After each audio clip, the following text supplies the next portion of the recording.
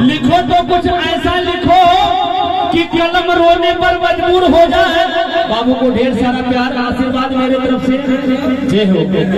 बैटरिया चलत रहेगा चाहे आर्यन बैटरी बहुत सारा प्यार आशीर्वाद। हमारे गुरु जी के बहुत जिगरी मित्र हैं हमारे बाबू रोशन बाबू की तरफ से बहुत सारा अरदास है। बाबू बहुत खुश रहिए।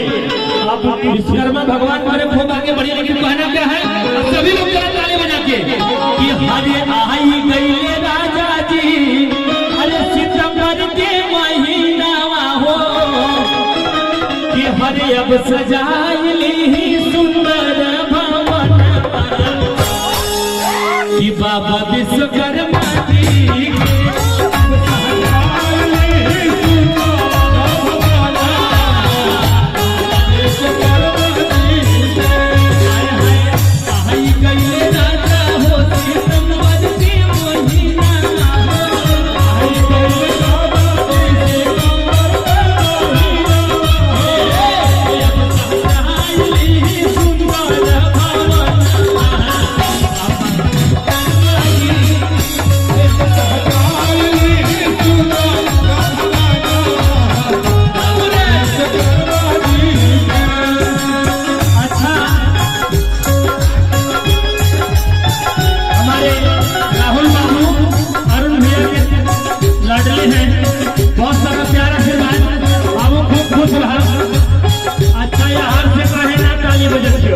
हमारे माताओं बहनों को कोई तकलीफ है क्या?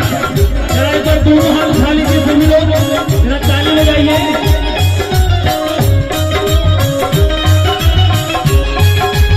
और हमारे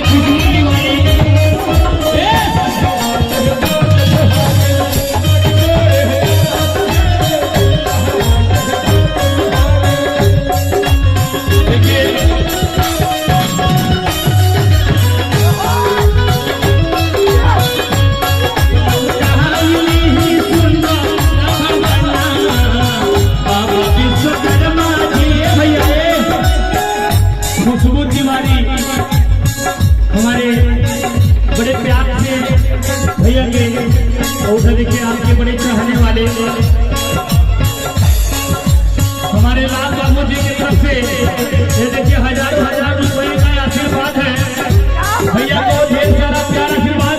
एक बार बोलिए दान देने वाले चाचा की दरबार की अरे जयकारा लगाओ जोश में जरा बोला विश्वकर्मा भगवान की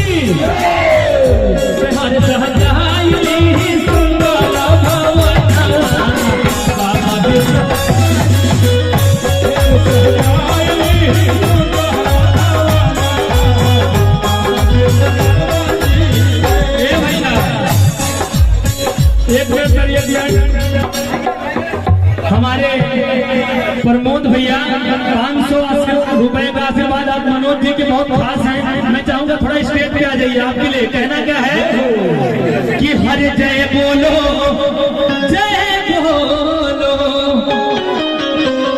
कि जय बोलो बाबा विश्वकर्मा की हरे इस सृष्टि के जो रचैया है कि चाहे काशी कैलाश जहां हमारे राम भाई बैटरी की तरफ से बैटरी का बिजनेस इतना चले कि मेरे पास वाले भैया का बैटरी बार बार खराब हो जाता है उनको बैटरी बढ़िया चार्ज हो जाता है।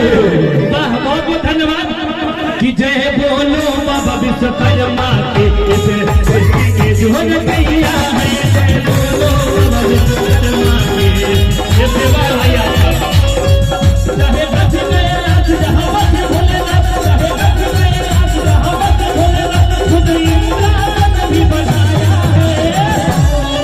बोले सच्चे दरबार की विश्वकर्मा बाबा की जय बोलो बाबा विश्वकर्मा के सृष्टि के जो रचैया है।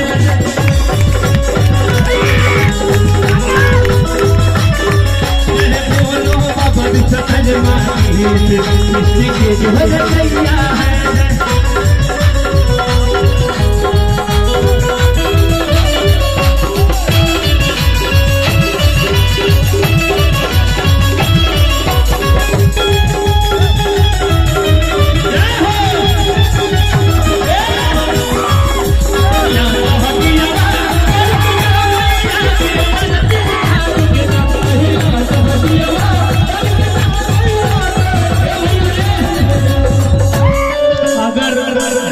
करना है, थोड़ा ताली बजा के सर पहना गया है।